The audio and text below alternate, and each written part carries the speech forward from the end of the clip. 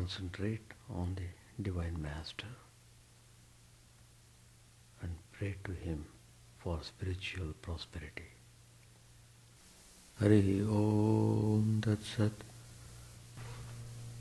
Om Stapakaya Cha Dharmasya Sarvadharma Swarupine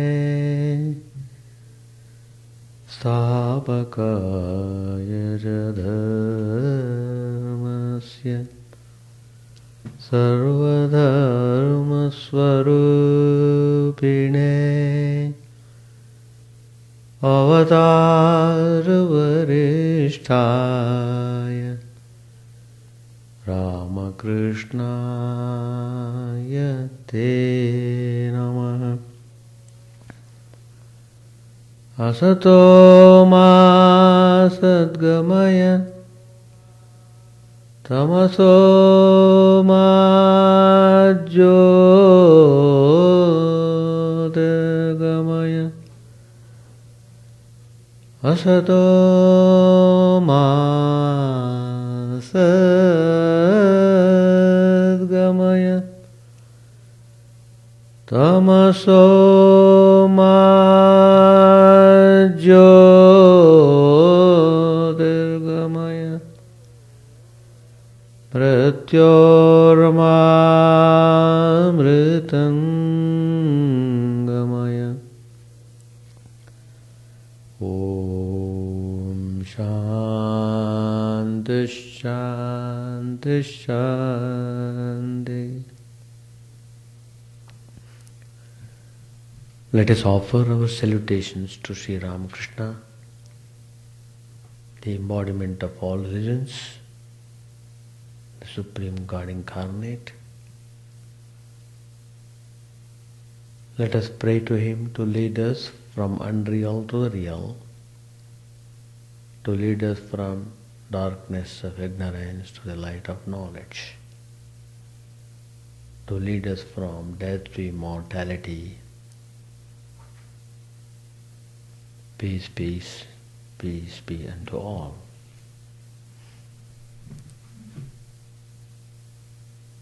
Sri Ramakrishna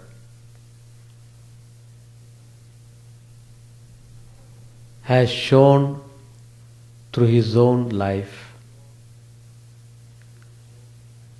the goal of human life, that is, to realize the truth, to have the direct experience of God.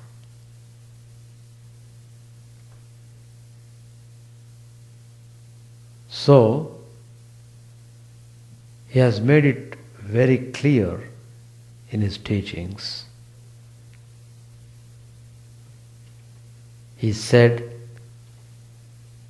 it will avail you nothing unless you realize Chidananda.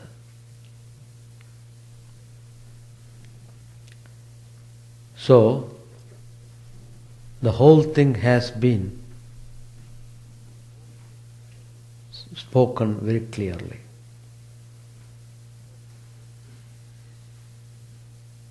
So, if you take this statement,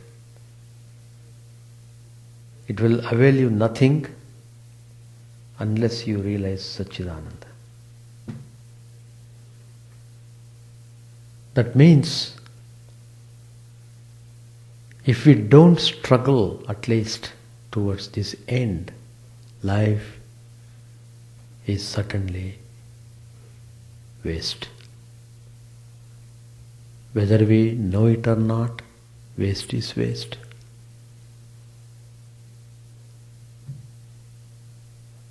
So, what needs to be done first has been shown by Sri Ramakrishna himself in his life. That is, realize the truth. Put all your efforts, concentrate well, Give whole mind towards that end.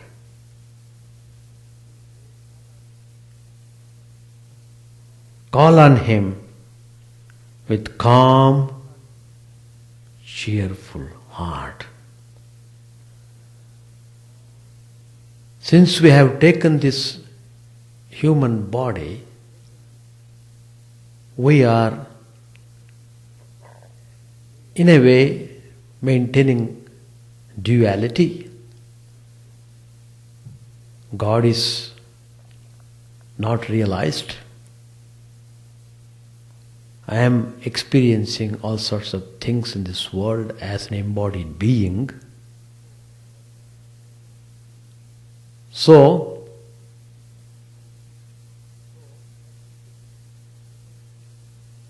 I can get real peace and joy only when I experience the truth.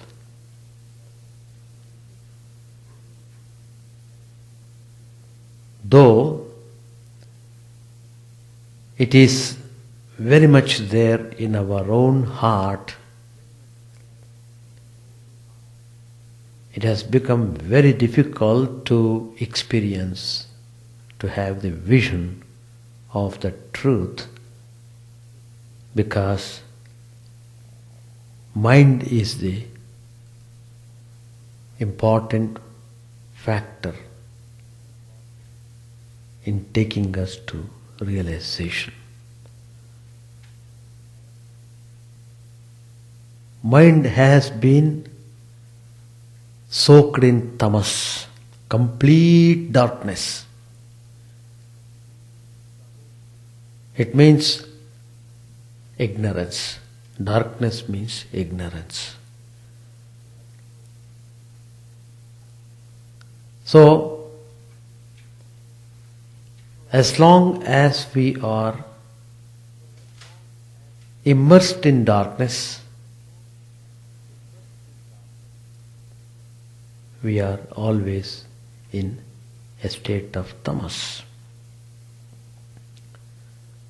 We have to get rid of that. To clear the darkness, bring the light. It is simple as that.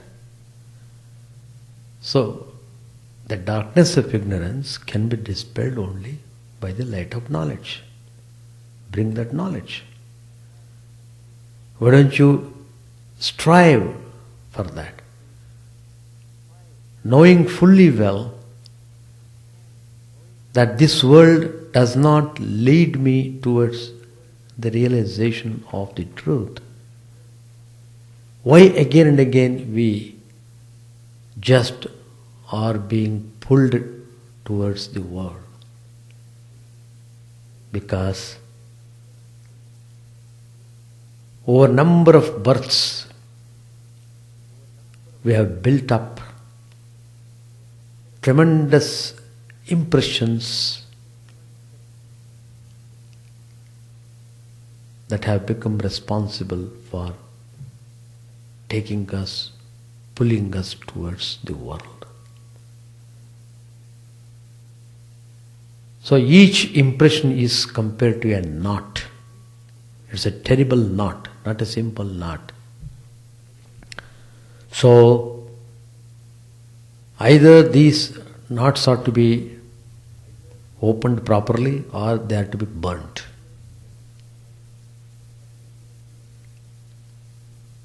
But anyway, when you know you are not going on the right path, when you come to know that you are going in a wrong way, immediately you must take the right step. Knowing still if you continue in the wrong way, it leads you nowhere. The more we don't think repeatedly about the spiritual ideas, the more we think of worldly things, the more it becomes difficult for us afterwards. So Sri Ramakrishna tells emphatically that never waste your life in the transitory things. Whether you believe God with form or without form, it's immaterial. God takes form, at the same time He becomes formless. He is everywhere present. So, what is needed is, we have to concentrate to realize the truth. To attain spiritual prosperity, we must give proper training to the mind. Once you are able to go through in the right path, the world's Maya will not be able to bind you anymore. Then you yourself will feel that your human birth will be blessed. So, once you have that direct experience of the absolute truth, whether personal God or impersonal aspect of God, all doubts are dissolved. Until you realize the truth, doubts persist, some way or other, just to distract your attention from the goal, just to divert your attention. All the forces are very eager to drag you any moment from the pursuit of your goal. Why it is being done like that? Because that's why it is called as game. That only shows you must be more alert, more watchful about your movements, about your thinking.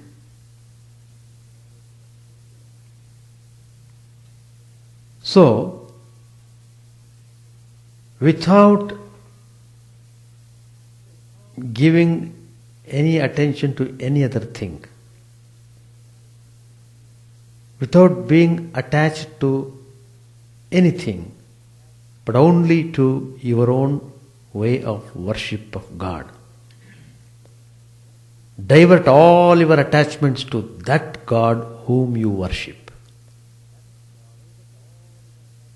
Never entertain anything on the way. By constantly putting the mind in that direction, all the evil effects of deeds are destroyed.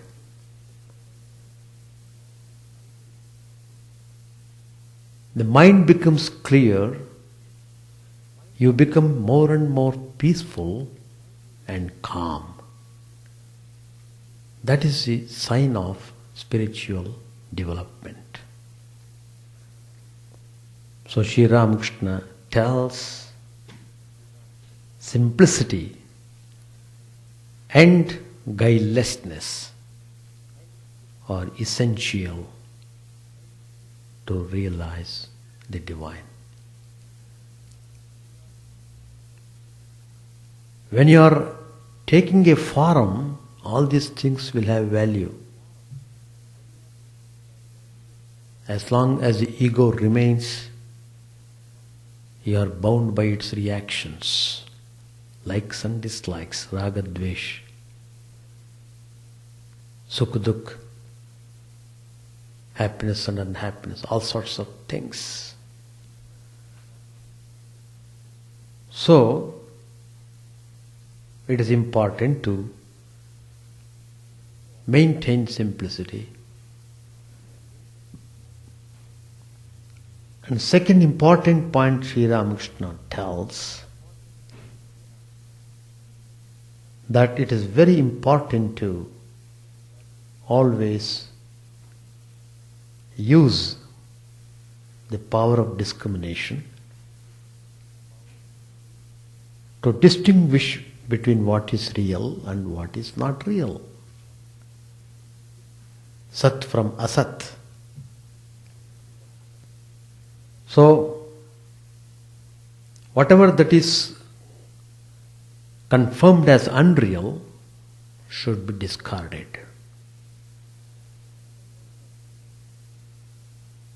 These things will help us to hold on, to concentrate upon the single idea. And one should pray with sincere longing. Sincere longing. How difficult it is. Sometimes we do pray, but it is not strong enough. It is so weak, feeble. Somehow we do prayer half-heartedly. No. We have to do the prayers more effectively, giving whole mind to what you are doing. Then only the desire to realize the truth becomes intensified.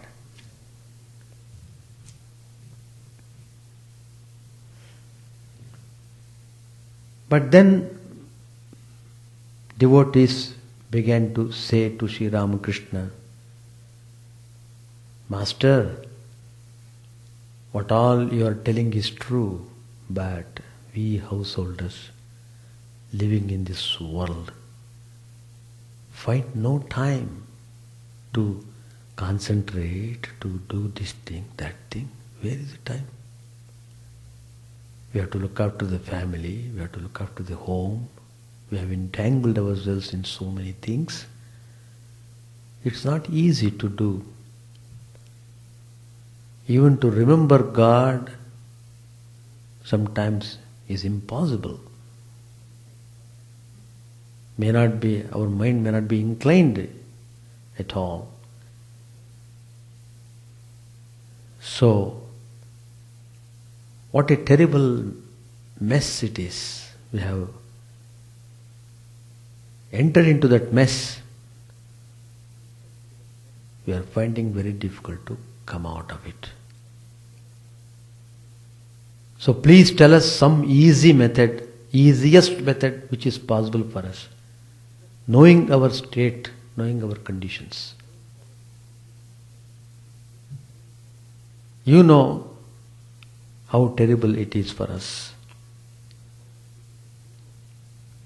to change the direction of the mind. We have become addicted to the enjoyment of this world. It is extremely difficult to raise the mind from that addiction, to make it free from lust and gold. Today somebody was talking to me on the phone. That person was telling, oh, my boy was studying for some medicine, but somehow he began to think and finally said that's not the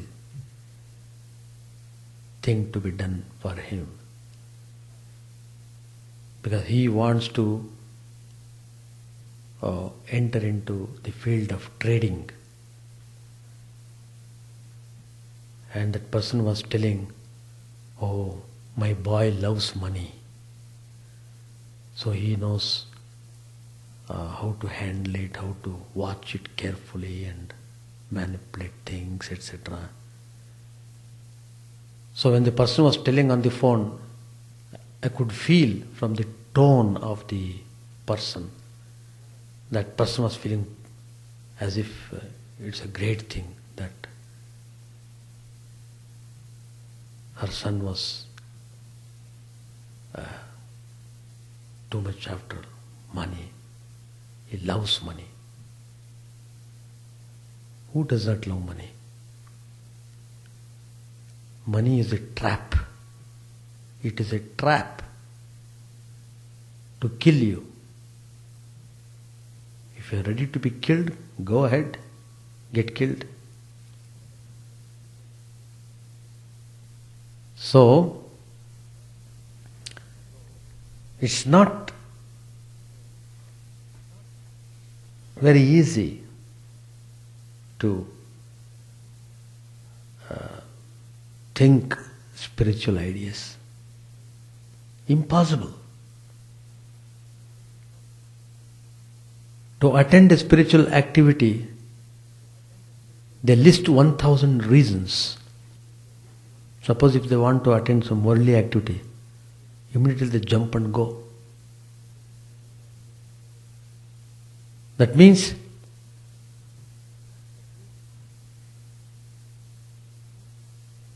it depends upon interest, whether he is really interested in spirituality or not. So when the devotee is asking Sri Ramakrishna to suggest easy method to come to God, knowing their hopeless condition, then Sri Ramakrishna assures him, all right, if you are so weak, if you are unable to do anything, give power of attorney to God. Then be free. Give power of attorney. It's a very important thing Sri Ramakrishna has said. There can be nothing easier than this.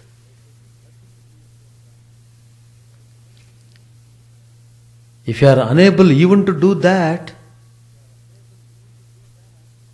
what else can be done?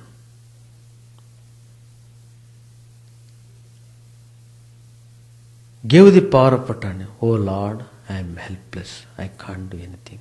Please take care of everything. Be humble and simple and sincere in your approach. Everything will come all right. Everything will come all right. But a man who is steeped in worldliness may find even the simplest thing very difficult.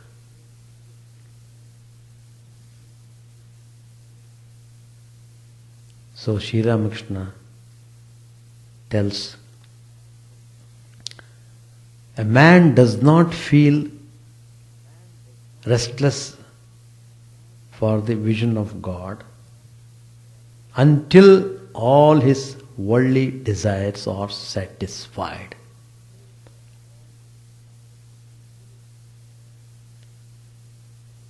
That's the point. As soon as we wake up, we are pulled by desires. I have to go there, I have to go here, I have to do this, I have to do that. So desires are pulling you all the way. The pull of the desires is very strong. The pull towards God is very weak. So, how can you expect any spiritual enlightenment? Or how can you feel any inspiration in spiritual life? spirituality begins only when your worldly desires are completely annihilated.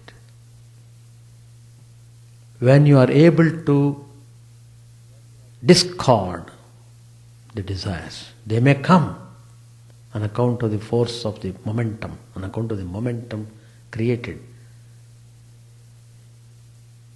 by your own actions at different points of time. But now, using your firm willpower, come what may, I don't care for these desires anymore. Let them come, let them die. But that determination is very necessary. At some point you must be prepared to sacrifice something of yourself. Without sacrifice, what do you get? Tyage naike amritatva manashuhu. Famous statement in the Upanishad. Only through Tyaga, vision of God is attained. Only through Tyaga you will be able to conquer death. So, you have to prepare yourself properly. That is why always satsang is encouraged. Sankirtan, singing the glories of God, community singing, community meditation, they are all very helpful, very useful. Do it properly, excellent result you will have. Excellent, I should say. You will feel it. That vibration, everyone can feel. Suppose if 50 people sit here and try to meditate, the very atmosphere changes the outlook. For the time being you feel tremendous peace in your heart. So, these ashramas, holy places, temples are all meant for such activities, spiritual activities. But if you are so dull even to do anything, then you don't deserve any vision of God. Forget about it.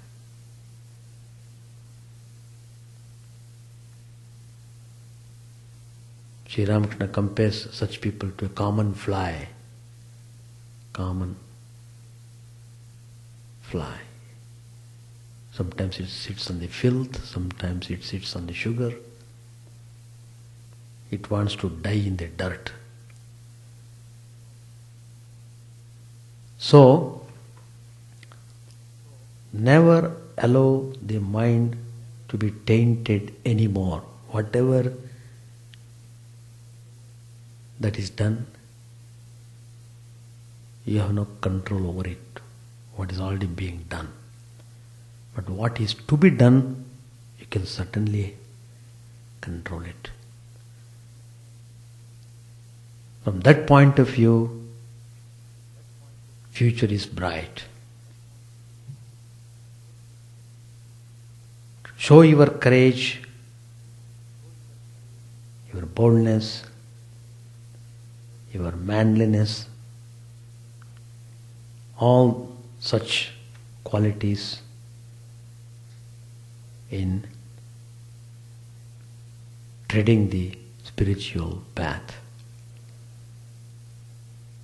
As Sri Ramakrishna said, it will avail you nothing unless you realize Satchidananda.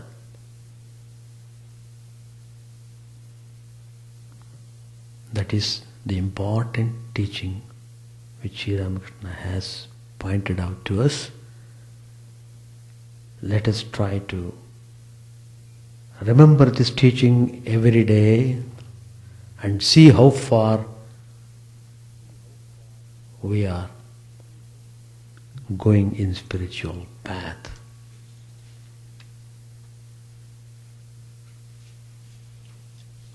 It's very important.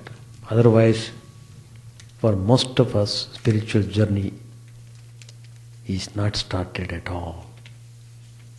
We are talking, but we are not acting.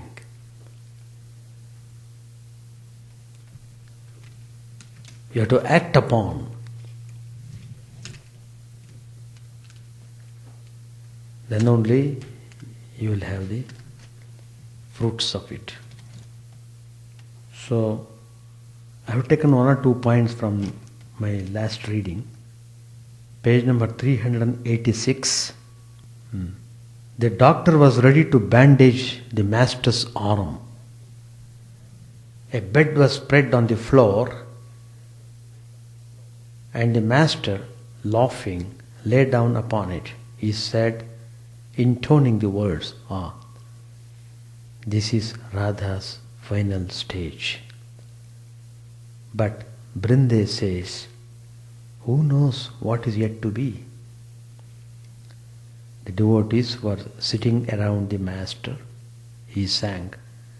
The gopis all were gathered about the shore of the lake.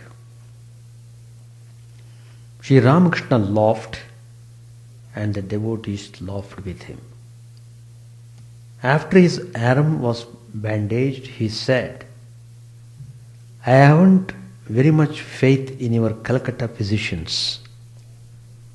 When Shambhu became delirious, Dr. Sarvadhikari said, it is nothing. It is just grogginess from the medicine. And a little while after, Shambhu breathed his last.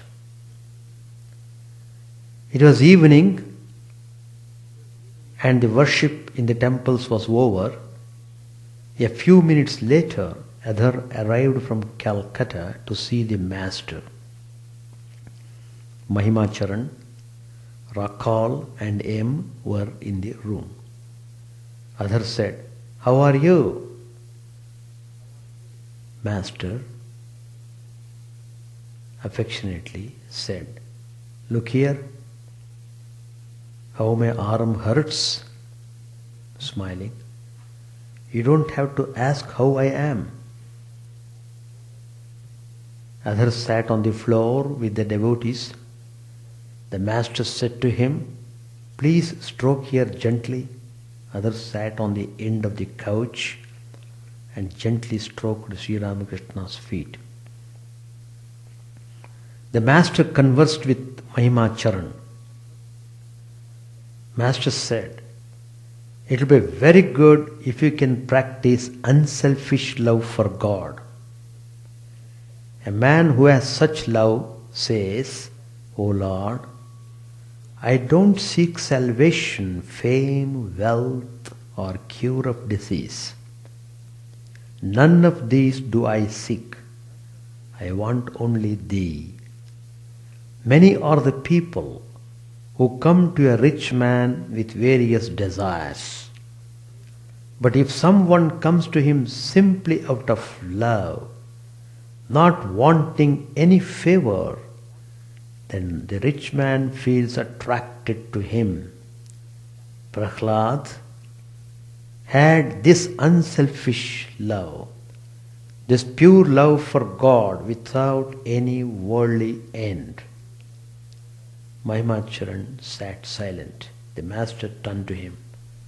Master said, now let me tell you something that will agree with your mood. According to the Vedanta, one has to know the real nature of one's own self. But such knowledge is impossible without the renunciation of ego. The ego is like a stick that seems to divide the water in two. It makes you feel that you are one and I am another. When the ego disappears in samadhi, then one knows Brahman to be one's own inner consciousness. One must renounce the I that makes one feel, I am Mahima Chakravarti, I am a learned man, and so on. But the ego of knowledge does not injure one.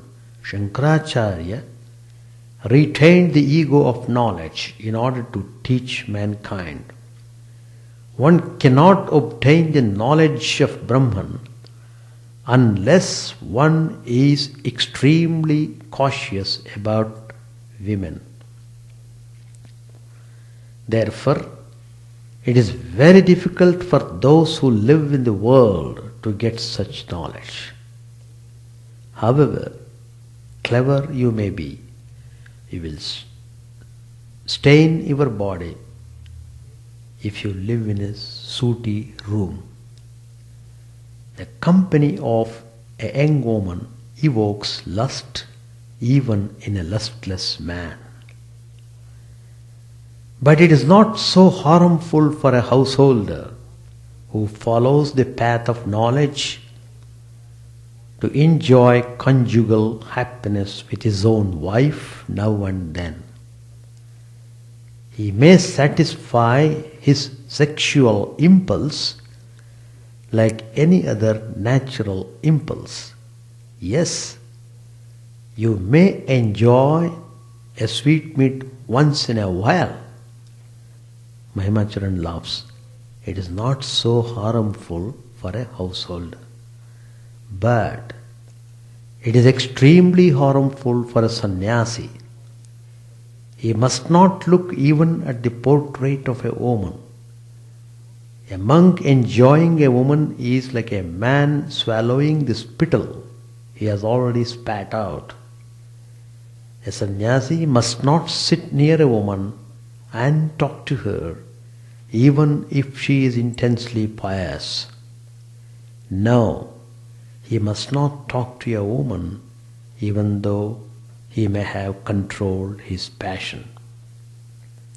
A sannyasi must renounce both woman and gold, as he must not look even at the portrait of a woman, so also he must not touch gold, that is to say, money. It is bad for him even to keep money near him, for it brings in its train calculation, worry, insolence, anger, and such evils. There is an instance in the sun. It shines brightly. Suddenly a cloud appears and hides it. That's why I didn't agree to the Marwaris depositing money for me with Hriday. I said, no, I won't allow even that. If I keep money near me, it will certainly raise clouds. Why all these strict rules for a sannyasi? It is for the welfare of mankind as well as for his own good. A sannyasi may himself lead an unattached life and may have controlled his passion, but he must renounce woman and gold to set an example to the world. A man will have the courage to practice renunciation if he sees 100% renunciation in a sannyasi. Then only will he try to give up lust and gold. If a sannyasi does not set this example, then who will? One may lead a householder's life after realizing God. It is like churning butter from milk and then keeping the butter in water. Janaka led the life of a householder after attaining Brahmajnana. Janaka fenced with two swords, the one of jnana and the other of karma. The sannyasi renounces action, therefore he fences with one sword only, that of knowledge. A householder endowed with knowledge, like Janaka, can enjoy fruit both from the tree and from the ground. He can serve holy men, entertain guests, and do other things like that. I said to the Divine Mother, "O Mother, I don't want to be a dry sadhu. After attaining Brahmajnana, one doesn't have to discriminate even about food. The rishis of olden times, endowed with the knowledge of Brahman and having experienced divine bliss, ate everything, even pork." Let us stop here. Any comments? Actually, Brahmakara Vritti leads to Brahmajnana. The purpose of Brahmakara Vritti is to lead you towards the realization of Brahman. That's its purpose. And to engage the mind positively towards the goal, towards reaching Brahman. That's why Brahmakara Vritti is introduced there. If you're constantly busy with thinking of Brahman, so there is no chance for any other thought to interfere with. If you are strongly thinking about that one particular idea of Brahman, what is called as Brahmakara Vritti, that's called to initiate that process in the mind, constantly thinking and thinking about the Brahman leads you to the vision of Brahman. So when it leads to the vision of Brahman, then naturally it follows Brahmakara Vritti is left over. Its purpose is done. It was useful only to get rid of the ego. That is, there is no room for thinking, for making the ego to raise its head. But how do you focus it? That means the approach is to be more and more witness, sakshi bhav. But creates all of those, you are telling, mind goes out and creates. In what way it goes out? Yeah, to subsidize the mind in the heart, what is the procedure you are doing? That means you are focusing on the Chit Shakti means, that means you are witnessing it, is it not? Your attention is on that. That is your attention. Your attention on that. Your attention there means the soul's attention, the soul, the Atma, the attention of the Atman, the embodied being. I'm telling you, I wanted to clarify that point. That's the idea. See, when you want to focus, that means you want to maintain duality there. Why aham vritti doesn't subside? No. Why it doesn't subside? Because of the fear. Because of the fear that I am so and so, that you are afraid of losing that I consciousness.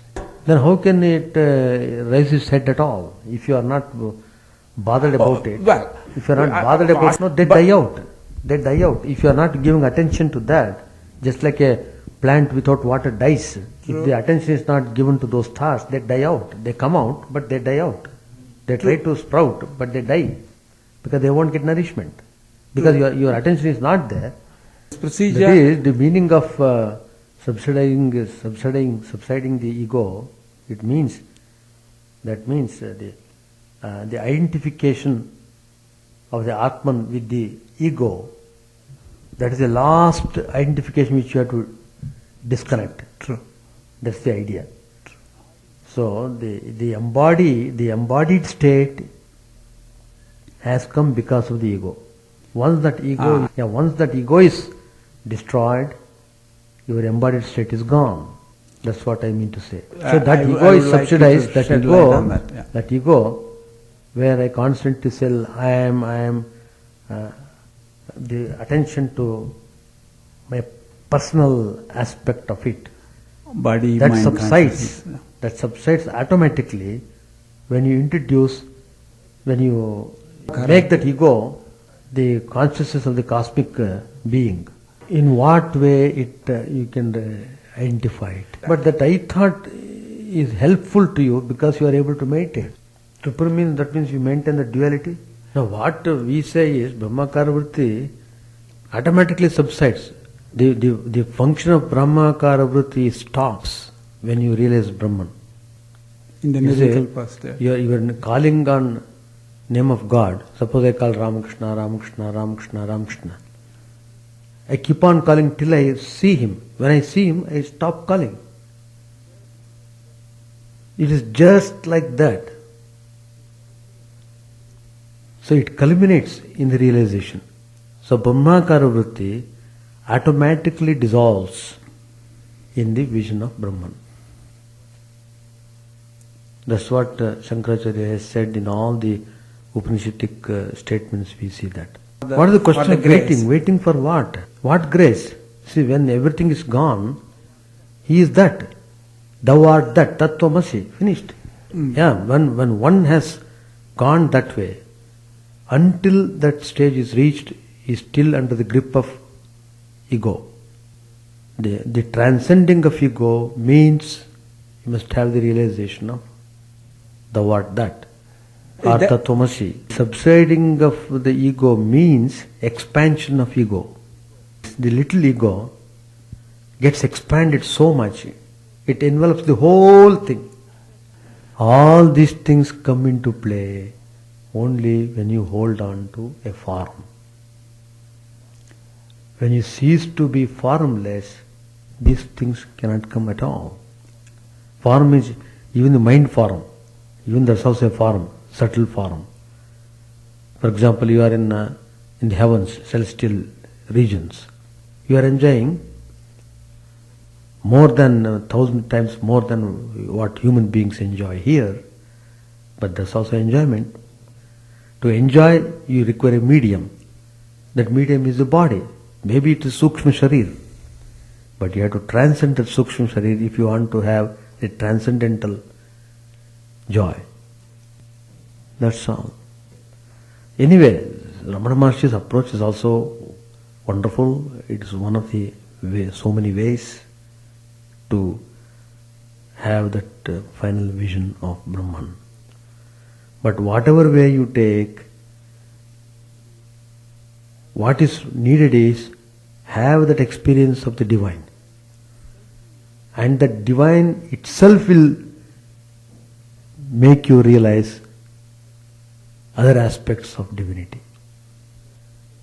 That's what Sri Ramakrishna, Mother herself revealed to me the impersonal aspect of her power.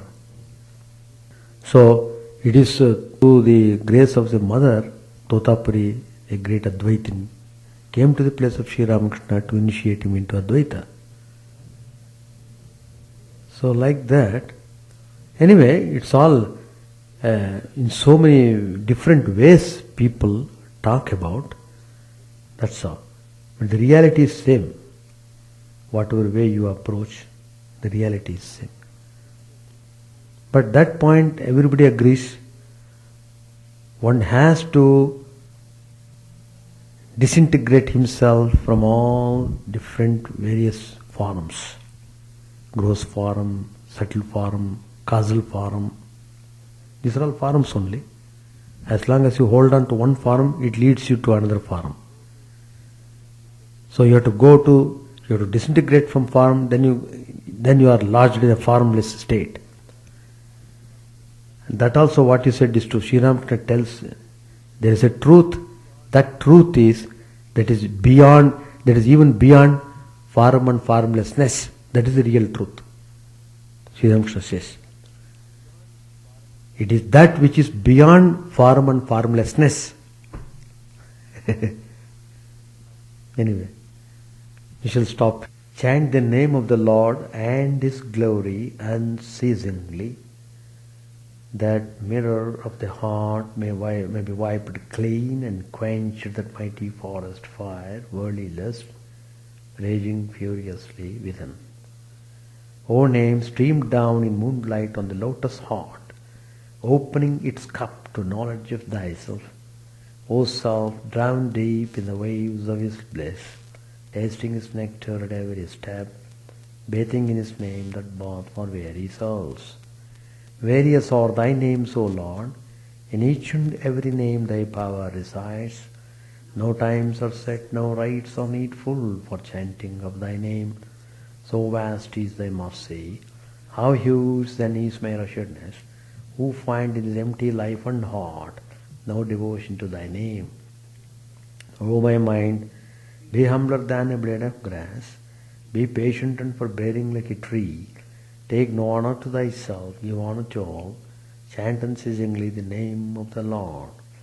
O Lord and soul of the universe, Mine is no prayer for wealth or retinue, the playthings of lust or the toys of fame. As many times as I may be reborn, grant me, O Lord, a steadfast love for Thee. A drowning man in this world's fearful ocean is Thy servant, O sweet one. In Thy mercy consider him as dust beneath Thy feet.